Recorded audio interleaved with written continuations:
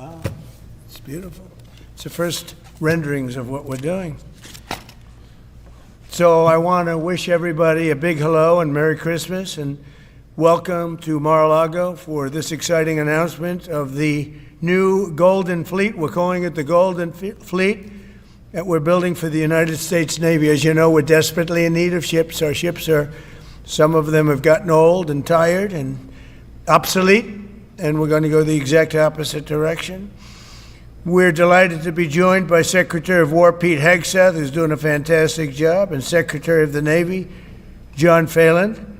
Marco Rubio is here, who gave a great few words toward the end of last week. He spoke for a couple of hours on what a good job we're doing, which is true. As Commander-in-Chief, it's my great honor to announce that I have approved a plan for the Navy to begin the construction of two brand new, very large, the largest we've ever built, battleships. You know, you used to build the Iowa, the Missouri, the Wisconsin, the Alabama, many others. We had big battleships. These are bigger, but they will have 100 times they'll be 100 times the force, the power, and there's never been anything like these ships. These have been under design consideration for a long time, and it started with me in my first term, because I said, why aren't we doing battleships like we used to? And these are the best in the world. They'll be the fastest, the biggest, and by far 100 times more powerful than any battleship ever built. So if you look at the Iowa, the Missouri, Wisconsin, Alabama, and others, but they were similar in size, some a little bit bigger than the others, but if you take the biggest one, it's 100 times more powerful. They're longer by a little bit, but and they're bigger ships, but they hold much more. They use the word lethality. Battleships are the largest, sturdiest, and most heavily armed vessel built specifically for naval combat. While America has built many new warships over the years, they've tended to be smaller and much smaller, and not conducive to where we are and where we're going, and peace through strength. But including, we've been building aircraft carriers. We're going to be upping that also. We're going to be going to a superior aircraft. We have the Ford class. We're going to be upping that to a different class of aircraft carrier. And we haven't built a battleship since 1994. These cutting-edge vessels will be some of the most lethal surface warfare ships. They will be actually the most ever built other than our submarines. We have submarines which will have, in many ways, even more lethality, and we have many of them under construction. Each one of these will be the largest battleship in the history of our country, the largest battleship in the history of the world ever built. And again, it's 100 times more powerful than the previous Iowa class, it's called. Those are the big ones that you'd see on a show. Victory at Sea. I don't know if anyone's seen Victory at Sea, but it was a classic. They'll help maintain American military supremacy, revive the American shipbuilding industry, and inspire fear in America's enemies all over the world. We want respect. We're going to have it. We already have it. We're more respected now than we ever were. A year and a half ago, they laughed at us. Now they respect us again at levels that they've never respected us. We envision that these two ships, we're talking about 10, but we're going to start with 2, and we're going to quickly morph into 10. And ultimately, we think it's going to be anywhere from 20 to 25 of these. But we're starting with the first 2 immediately, and we're going to then be very quickly involved with, I think, we're going to do another 8. And then we're going to ultimately and pretty quickly have a total of about 20 to 25. We'll make that determination. We envision that these ships will be the first of a whole new class of battleships to be produced in the years to come. From Theodore Roosevelt, the Great White Fleet, you remember that, the Great White Fleet, to the legendary USS Missouri, whose massive guns helped win World War II, America's battleships have always been unmistakable symbols of national power. We stopped making them for whatever reason, I don't know. And I want to congratulate John Thalen, who is your secretary of the Navy. He came to me the first day we met. He talked about battleships, and I said, "You're absolutely on the right track." He said, "Why are we doing other things? We have missiles, which are much more expensive." By the way, these battleships have tremendous numbers of missiles, but they also have guns. And in many ways, guns can do the trick just as well as missiles at a tiny fraction of the cost. Once completed, these new 30 to 40,000 ton plus vessels will be the flagships of the American naval fleet, and there has never been anything built like them. And I just want to be very clear that we're building them here. We're working with others, but we're building them here. We have great Navy yards. We'll be negotiating with some of the companies that are running those yards, taking over the yards. We used to build a ship a day during World War II. Now we don't do ships very much anymore. We do military ships, we do submarines. By the way, we're 15 to 20 years advanced in our submarines over anybody else. That was one of the things that I did in my first term. We make the best submarines by far in the world. We're at least 15 years advanced ahead of anybody else in submarine development. Most powerful, that's right, the most powerful weapon anywhere in the world, undetectable. So the battleships are going to be armed just in terms of guns and missiles at the highest level. They'll also have hypersonic weapons, many hypersonic weapons, state-of-the-art electric rail guns, and even the high-powered lasers that you've been starting to read about. We have lasers where you aim the laser at a target, it just wipes it out. We're going to have, there'll be the most sophisticated lasers in the world, and the most sophisticated laser in the world will be on the battleships that we're building. They'll also carry the nuclear arms, sea-launched cruise missiles currently under development, which will be instituted pretty quickly, but they're under development and they've proven to be extremely lethal. The U.S. Navy will lead the design of these ships along with me, because I'm a very aesthetic person, alongside our partners in American industry, and we're going to have Pete Hegseth and Marco and a lot of very talented people involved, but a lot of it's already been done. We've been doing this for months. The construction will create thousands of American jobs. We're going to have the jobs be created. I mean, already we have factories being built unrelated to this, although AI will be a big factor when it comes to these ships. They'll be very AI controlled. Today's announcement is yet another step in our mission to make the United States Navy stronger than ever before.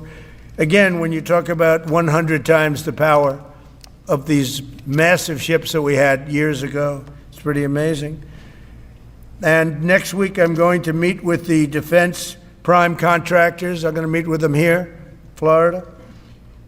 And we're going to be talking about production schedules because they're too slow. We have many countries, allies, that are wanting to buy. We make the greatest equipment in the world, by far. Nobody's even close, but they don't produce them fast enough. So we're going to be meeting with them to talk about the production schedules. We're going to have strong production schedules. And the only way they're going to be able to do that is to build new plants. Even with the F-35, we have many people who want the F-35 fighter jet, and it takes too long to deliver them to allies or to ourselves. It takes too long. The only way they're going to be able to deliver them is if they build new plants. They don't want to build new plants because that's expensive. So we're going to be discussing production schedules.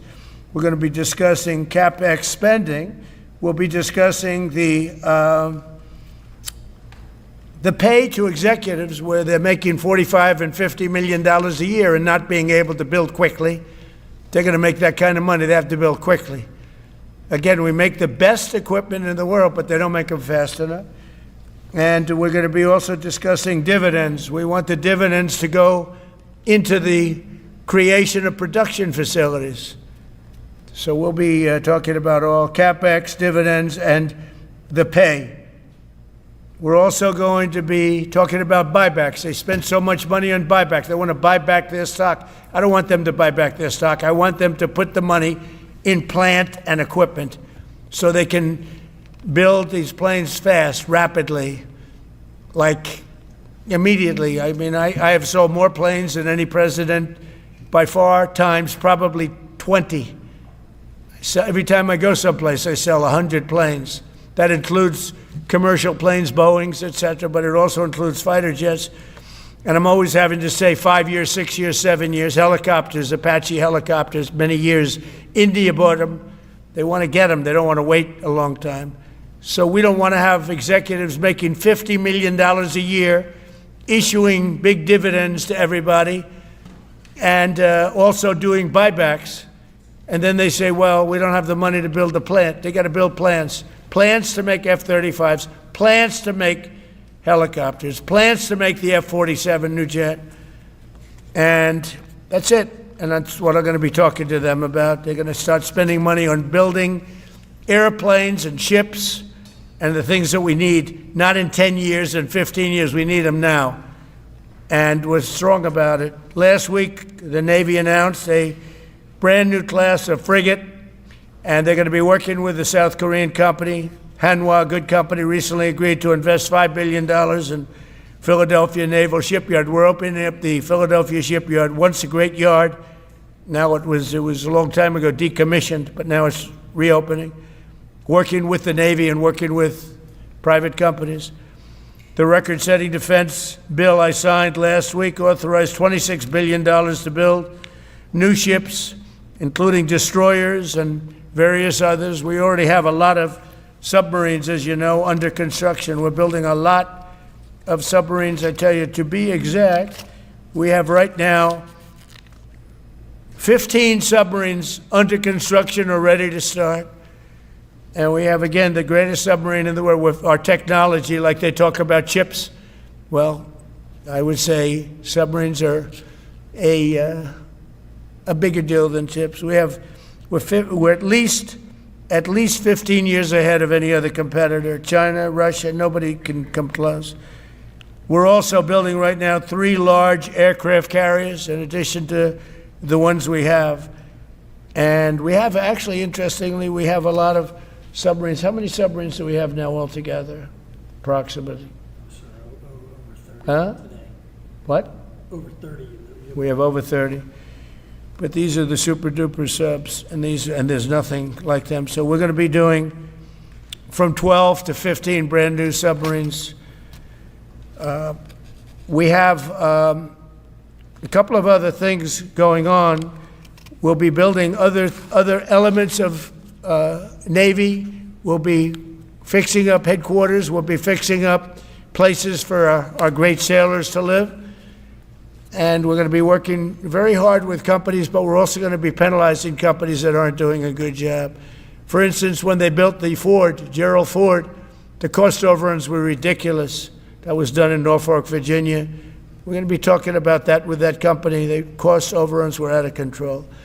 In World War II, the United States built upwards of 4 ships per day. Can you believe it? 4 ships a day, on average. And now they weren't all big warships, but there were ships, freighters, tankers. And it's a tragedy that we allowed this incredible capability to just go astray. We don't do that much anymore. We do build our warships, but that's about it. But that's a lot. We're going to restore America as a major shipbuilding power. We're going to ensure the USA is the most powerful fleet anywhere in the world, and long into the future with battleships helping lead the way, and the submarines that, again, nobody competes with us on submarines. So I just want to thank everybody, and I'd like to ask Secretary Hegseth to say a few words, followed by the Secretary, but if you would, Secretary of the Navy. But Pete's doing a fantastic job. By the way, we have drugs are down 96.2% coming into the United States. 92.6 by sea. And soon we'll be starting the same program on land. The land is much easier. But every one of those boats that we knocked out saved 25,000 lives. So we save 25,000 lives every time we knock out one of those boats with the drugs pouring in. And you just have to see it. I mean, people say, oh, gee, do you think it was really drugs? Well, just take a look. Bags all over the place. That's not fishing equipment. There's no fishing rods on those boats. They move fast. When you see a boat with 4 engines or 5 engines on, going 40, 50 miles an hour, well, they get hit. We save 25,000 lives every single time we knock out a boat, and it's over 96% stopped by sea. We're trying to figure out who the other 4% are, frankly. And we're going to have the same success, but even quicker, because it's much easier on land. If they want to come by land, they're going to end up having a big problem. They're going to get blown to pieces, because we don't want our people poisoned. 300,000 people died, probably last year 300,000. A lot of people say it was 200. Somebody said last night it was only 175,000 people. That's like 3 stadiums, big football stadiums filled up with people died. But I think the real number is 300,000. We're not going to have that anymore. So we're doing a great job, and we enjoy doing it. Our border is secure. Our country is strong. Trillions of dollars is coming into our country from other countries and companies. They're building factories and plants, including auto plants, all over the United States of America. Without tariffs, they wouldn't be doing anything, although they were very happy with the November 5th election. But it's only because they want to avoid paying tariffs that they're all coming in. And again, the biggest number was $3 trillion in history. That was China many years ago. Now it's $18 trillion, and that's just in 10 months. We think we could hit $20 trillion. That's investment in the United States, including plant and equipment. So thank you very much, and I'll ask Pete to say a few words, and then John. And if you have any questions, we'll take them. Thank you. Thank you, Mr. President.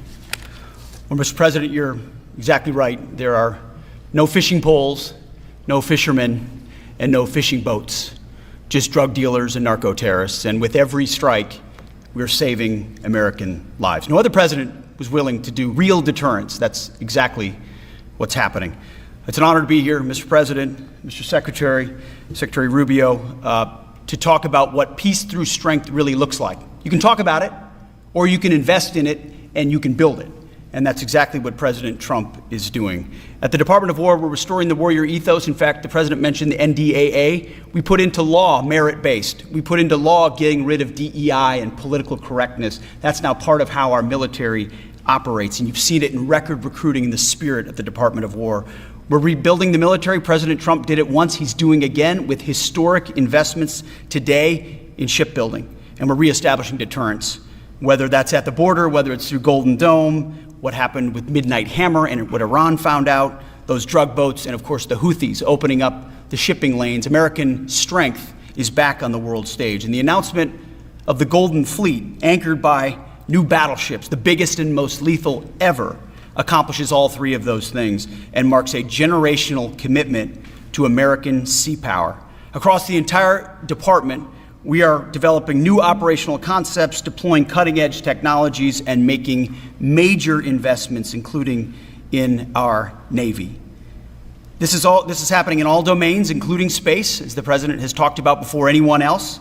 So it's the highest of domains and the lowest of domains under sea, and especially today in sea power, that always has to be decisive, has been in the history of America, and will continue to be under the leadership of President Trump.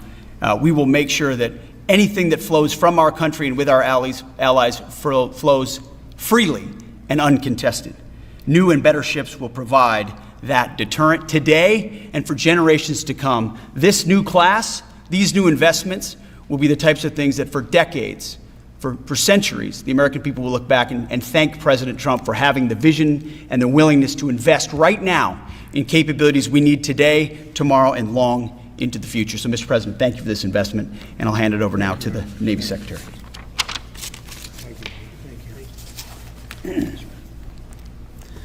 Mr. President, Secretary Hegseth, Secretary Rubio, thank you for being here on a very consequential day.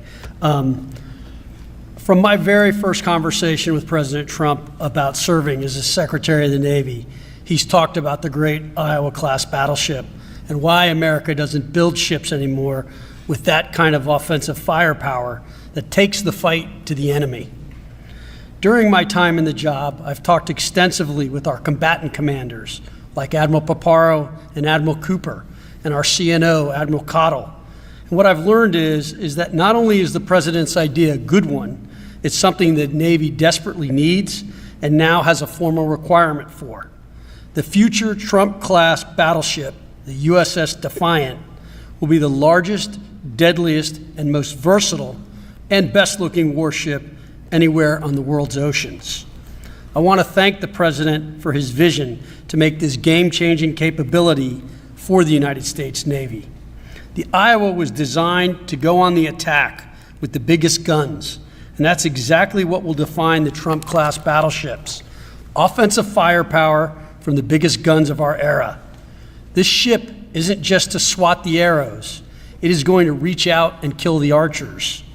And for the first time in generations, we'll have a new leg in America's nuclear deterrence, because the Trump-class battleship will carry the nuclear-armed, sea-launched cruise missile. Striking dominance isn't all that the Trump-class battleship brings to the fight at sea. It has the size and capacity to serve as a flagship for our fleet commanders so that they can command and control naval forces far out to sea.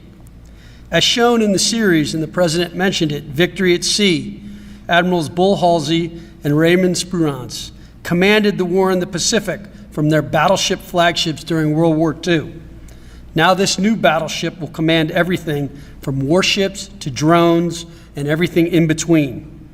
We're going to make battle groups great again. And this is just one piece of the President's golden fleet that we're going to build with the investments he talked about. A new frigate, the right frigate, the one our warfighters have told us they need.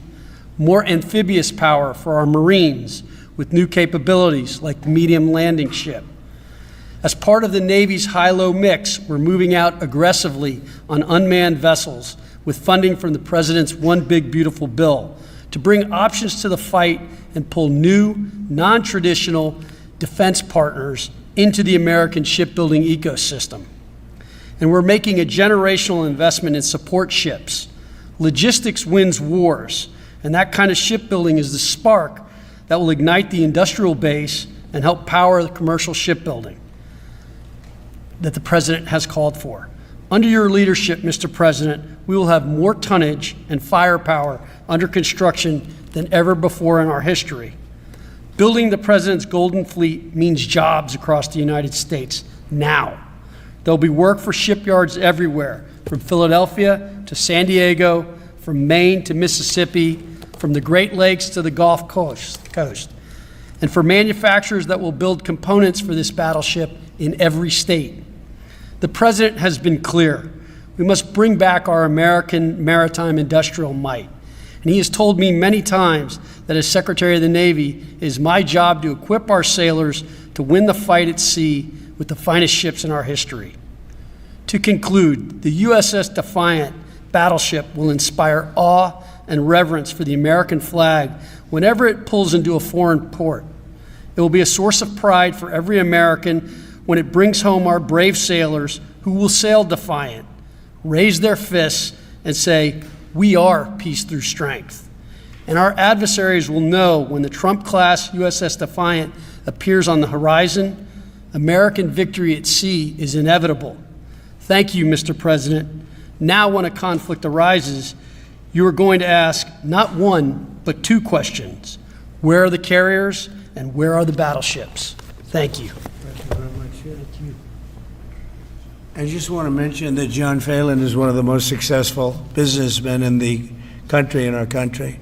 It's been a tremendous success, and he wanted to do this, and for nothing. He's taken probably the largest salary cut in history, but he wanted to do it. He wants to rebuild our Navy, and you needed that kind of a brain to do it properly. So I just wanted to give you a little information on him, which is probably enough. But one of the most successful men in the country, and he's that because he understands it, and he understands finance in addition to what we're talking about. Somebody who's doing a fantastic job is Marco Rubio, Secretary of State. And Marco, maybe say a few words, and then we'll answer some questions. Thank you. Thank you, Mr. President. And I don't have much to add. This is a phenomenal presentation. Thank you, Mr. President. This is American industrial power returning. This is the ability, once again, to rebuild, to have industry in the United States. This is generational in the change, not just in terms of applying American war power, increasing our ability to protect the seas. The U.S. Navy is the single biggest source of peace in the world of all of our forces because it gives us a global footprint. But it rebuilds American industrial capacity. The ability to make things again in our country has been critical to what the President's agenda has been all about, and this is a tangible reminder of it. And I know the country's grateful for it, and generations of Americans will be grateful for it. So thank you. Thank you, Marco. By the way, I think I'd just like to point out that these ships are made of steel as opposed to aluminum. It's a big difference, as you know. Battleships, the great battleships, had 6- and 7-inch steel hulls, and these are going to be likewise made out of very powerful steel. Our steel industry is coming back very strongly, by the way. It's coming back at record numbers, and we're going to be using them for the steel, but as opposed to an aluminum side, which, in all fairness, is not the same. So, John, we're going with all steel, I understand, and that's going to be something that people are surprised. More expensive, but not even comparable in terms of the importance and the strength. Yeah, please. What's your timetable for these first two ships, and do you see them as a counter to China? We're going to start almost immediately, and we'll probably talking about 2.5 years. And in terms of the mission, do you see it as a counter to China? It's a counter to everybody. It's not China. We get along great with China. I have a great relationship with President Xi. And not China. It's just everybody. You don't know who comes along. But we just wanted peace through strength. Hopefully we never have to use them. But there will never be anything built like these. Think of it. Those battleships are incredible. These have 100 times the power. Think of that. I mean, and they were big and they were powerful. You know, I thought about taking some that are in dry dock and changing them. And then when I said that, you know, if we did, would be about, we could increase, if we doubled them, they'd be at like just a tiny fraction of what one of these was. This is the new technology, which is incredible. So we decided pretty early on not to do that. Yeah, please. Mr. President, Julio Rosas with Most Peaceful Media. You just referenced the lower amount of illegal drugs that are coming by sea, and you just said that you're going to start that same program on land soon. Are you just referring to Venezuela, or are you referring to other countries in Latin America? Anywhere drugs are pouring in, anywhere, not just Venezuela. No. Yes.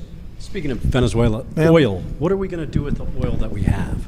Going to do with what? The oil that has been seized. The United States seized 1.9 million barrels of oil on December 10th. We're going to keep it. We're keeping it. Where's it? Are we going to sell it or put it in the strategic oil reserve? Maybe we'll sell it. Maybe we'll keep it. Maybe we'll use it in the strategic reserves. We're keeping it. We're keeping the ships also. Yeah, please. About Venezuela, sir, have you spoken to American oil companies that have had their assets seized about what a post-Maduro Venezuela would mean for them, what coming back and restarting operations? The big ones, yeah. I have. Yeah, please.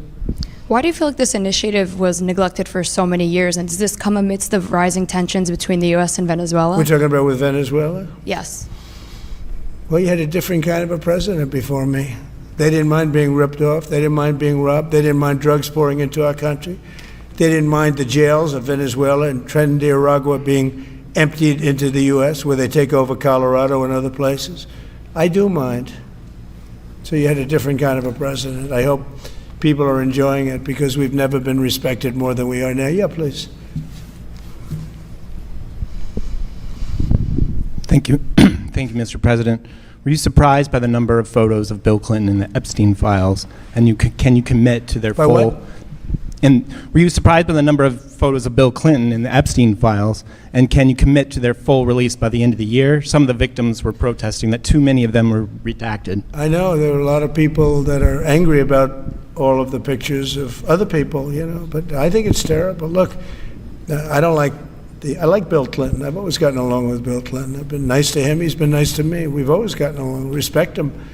I hate to see photos come out of him, but this is what the Democrats, mostly Democrats, and a couple of bad Republicans are asking for. So they're giving their photos of me, too. Everybody was friendly with this guy.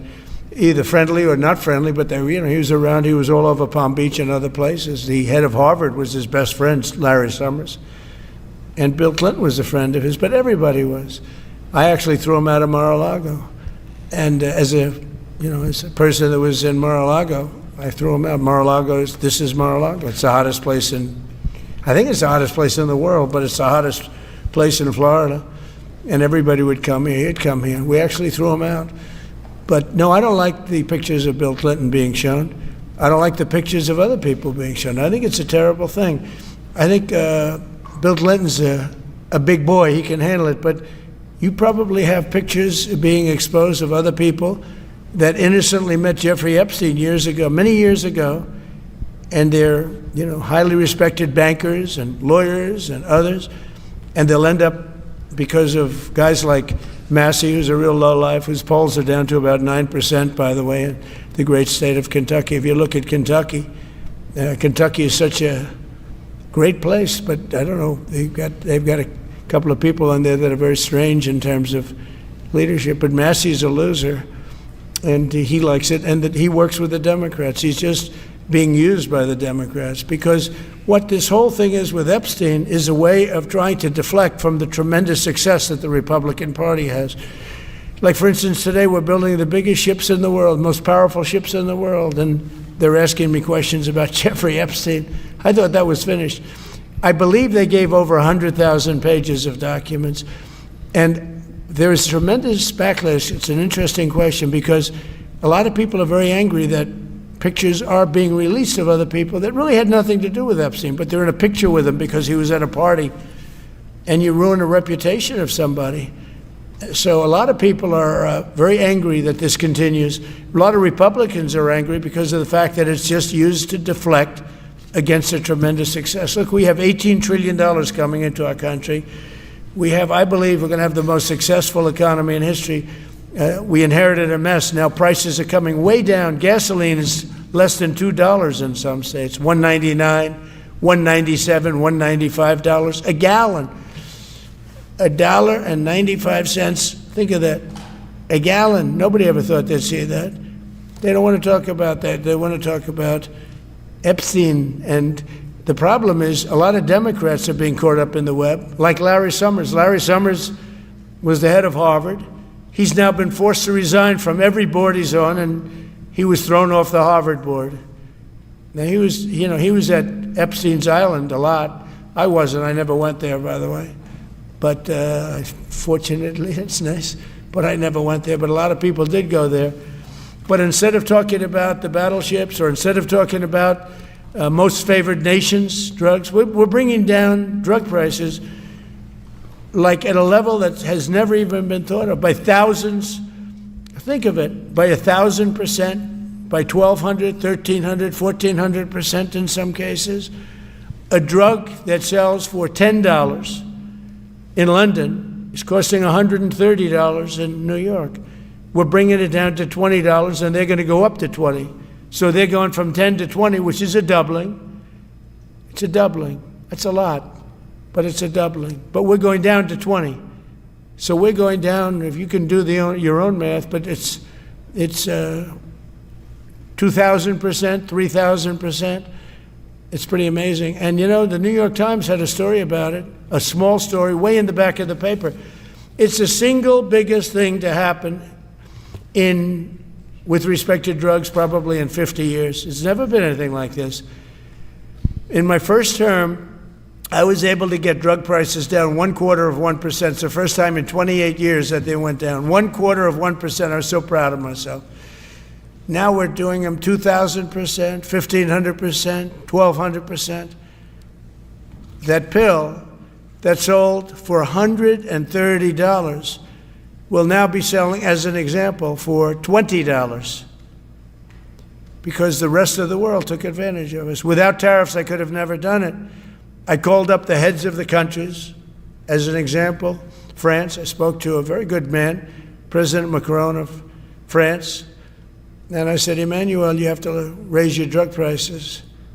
He said, no, we will not do that. I said, you have to. He said, no, I don't want to do that. Look, you're asking me if it go to $10 to $20, you're going to come way down to 20. We don't want to do that. Now, in all fairness, no other president even tried.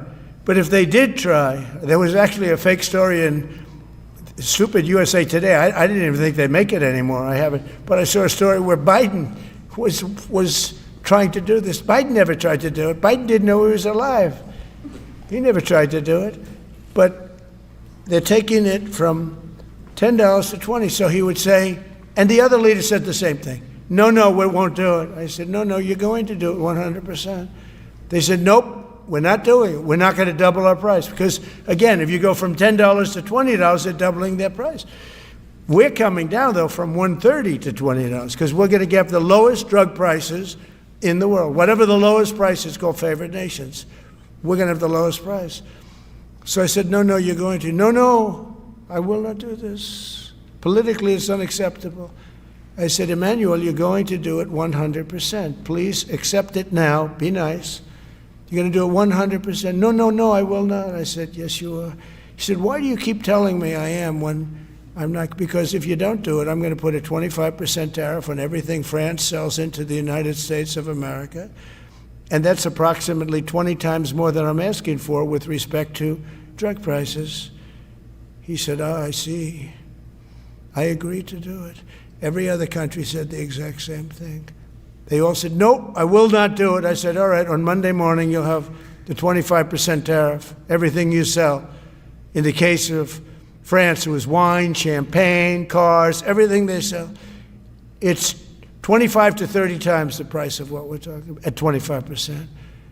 Every single country agreed. And that was a big problem. The drug companies were difficult, but fine, because we have a certain control over the drug companies. We had no control over these foreign nations. So every single country has agreed to do this. So we will take that pill price down as an example, talking about not just pills, we're talking about everything. We'll take it down from $130 a pill down to $20 a pill. And the rest of the world will take it from $10 a pill up to $20. It's the biggest thing ever to happen, and it's barely covered in the New York Times because it's a fake newspaper. Yeah. Mr. President, on shipbuilding, how is the administration plan to ensure that there's sufficient workforce availability as you're producing these ships? Could you speak up? How does the administration plan to ensure there is sufficient workforce availability as you're producing these ships? We're going to have it. We're going to have tremendous workforce availability. We're also going to have robots helping us. We're going to have a lot of robots helping us because we need it. And because we're going to town, we're building a lot between the AI and the auto plants. So we're going to need robots. We're going to have robots, but that's going to help us. We're going to have tremendous workforce. And in order to operate you're always going to need people. You know, you can have robots, but you're going to have to get somebody to start those robots, and you're going to have to improve the robots. But we're going to have robotic factories plus manpower. So we're going to have enough. We're going to need the help of robots and other forms of, I guess you could say, employment. We're going to be employing a lot of artificial things, but the beauty is we're going to have more jobs than we've ever had. Just so you know, a number came out the other day. We have more jobs right now in the United States. More people are working right now in the United States than at any time in the history of our country. Think of that. Pretty amazing. So we'll have the help of, mechanical help, if you want to call it that, but we'll have tremendous employment. They'll be paid a lot of money. They'll do better than they ever did. Okay? Yeah. Mr. President, some may have been expecting a different kind of announcement today, hearing your Secretary of War and Secretary of State here. You mentioned strikes on land in Venezuela more than 15 times, even now, just in your recent remarks. Why should Maduro take your threats seriously? And he can do whatever he wants. What's your end Maduro? game? What's your end game? There's no answer. He can do whatever he wants. I mean, we have a massive armada formed, the biggest we've ever had, and by far the biggest we've ever had in South America. He can do whatever he wants. It's all right. Whatever he wants to do. If he wants to do something, if he plays tough, it'll be the last time he's ever able to play tough. But they sent their prisoners into us. They sent people from jails, and prisons. They sent people from mental institutions and insane asylums into the United States, just walked right in because Biden had an open border policy. What the Biden administration did to our country can never be forgotten. They took in millions and millions, 25 million people over the course of 4 years. Many of those people were murderers and drug dealers, prisoners, rough prisoners, 11,888 murders. More than half of them killed more than one person. They came into our country. Now, I spoke to Christine Noem today. I spoke to Tom Homan today. He came down to see me. And we had a great meeting. They've done an amazing job. We're getting them out. We're getting them out very fast. But this should have never happened. But Venezuela was Venezuela took advantage of the open borders that Biden created more than any other country. Tren de Aragua, we had gangs all over. Look, I mean, you have a very weak governor in Colorado. Look what happened in Colorado where they would occupy apartment houses. And he didn't want to do anything about it because he was scared. Any other questions? Yeah, go ahead, please.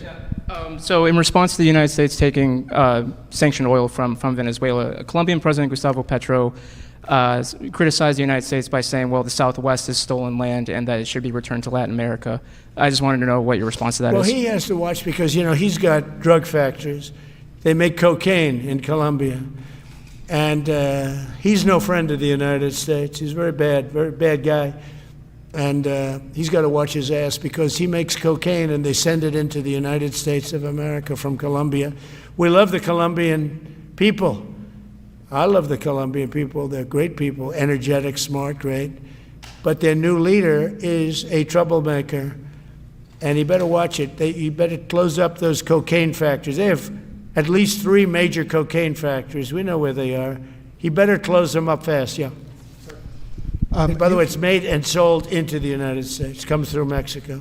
Thank you, sir. You've named Governor Landry to be new special envoy to Greenland. Yeah. How do you? What do you see that role entailing? And is it still your intention that Greenland become part of the U.S.? He viewed Louisiana, the Louisiana Purchase. He said, "I'm governor of Louisiana," and he said, "I would love." I didn't call him; he called me. He's very proactive. He's a great guy. He's a deal guy. He's a deal maker type guy. And we need it for national protection. We need Greenland for national protection. They have a very small population. And I don't know, they say Denmark, but Denmark has spent no money. They have no military protection. If they say that Denmark was there 300 years ago or something with a boat, well, we were there with boats too, I'm sure.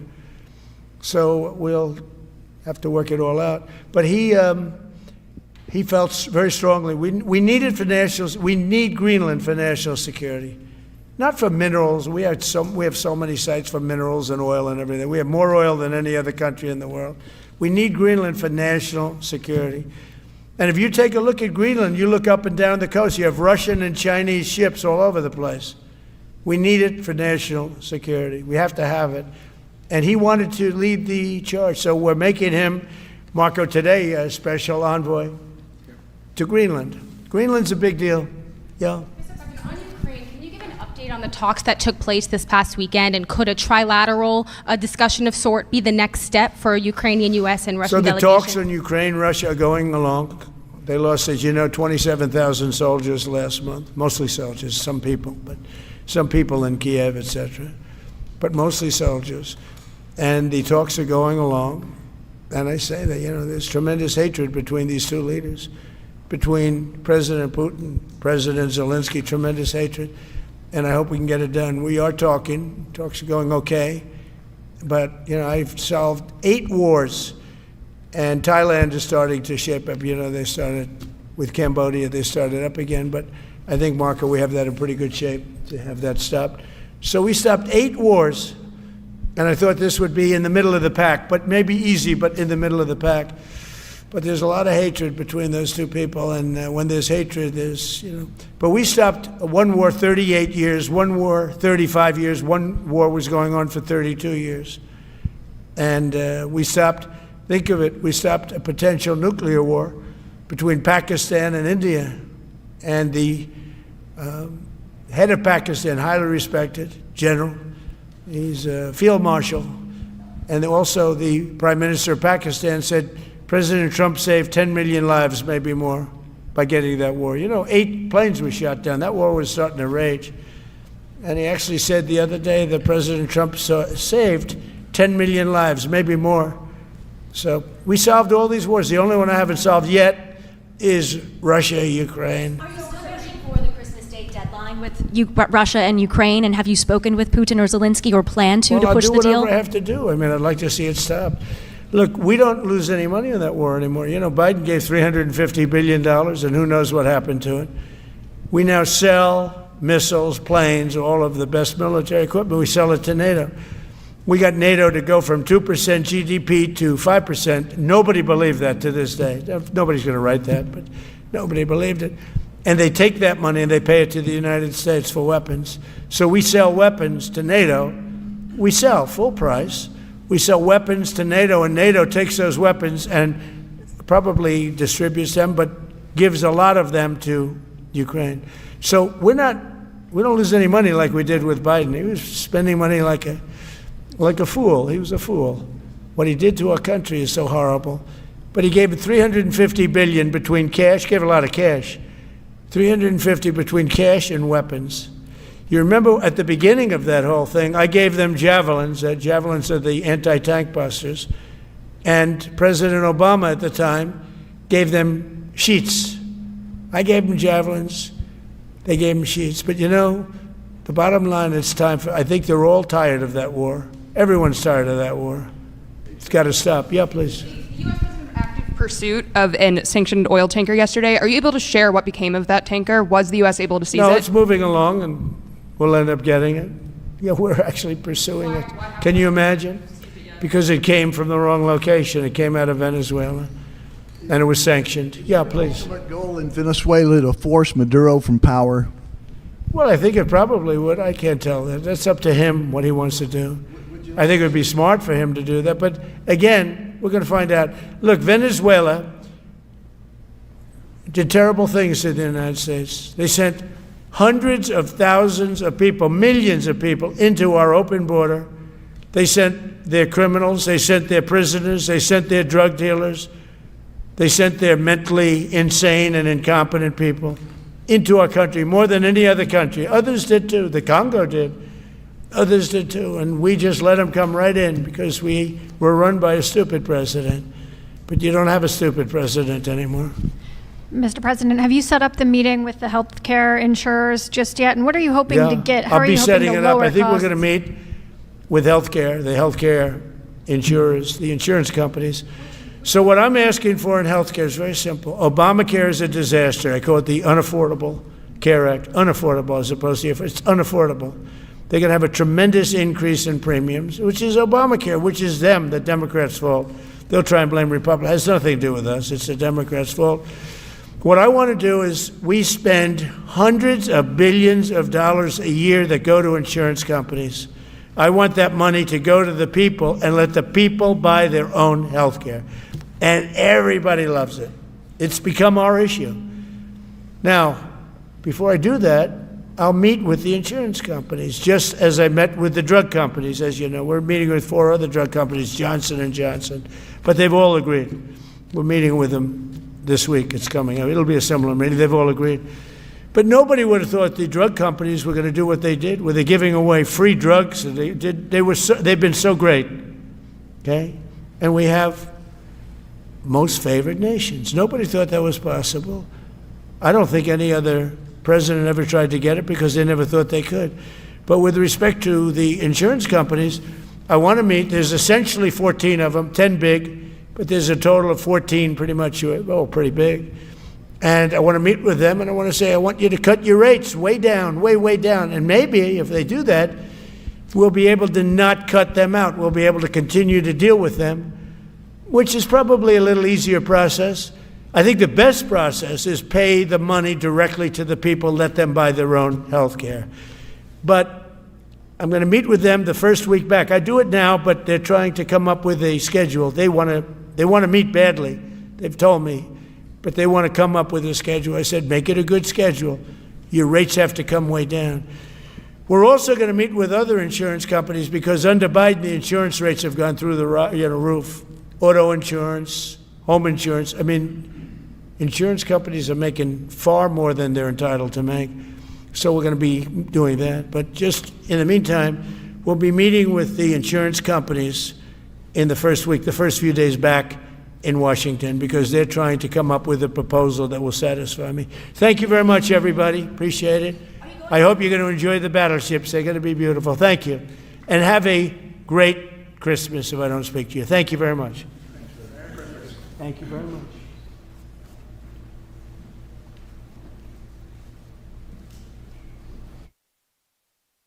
大家好，我是主播林家远。生活压力大，失眠、浅眠是现代人常见的烦恼。太阳星全效克菲尔益生菌现在进一步推出晚安加强版，添加水染伽马、色氨酸、茶氨酸、香蜂草4大天然草本，帮助睡眠的配方。选择太阳星全效克菲尔益生菌，做好日常保养，身体轻松无负担。每日克菲尔，时刻美好 ，Good Feel Good。请上快点购为健康下单，输入推荐码有额外折扣。 太阳星全效克菲尔益生菌基础版、晚安加强版，新包装改版，内容不变，抽取更方便。要吃就吃最好。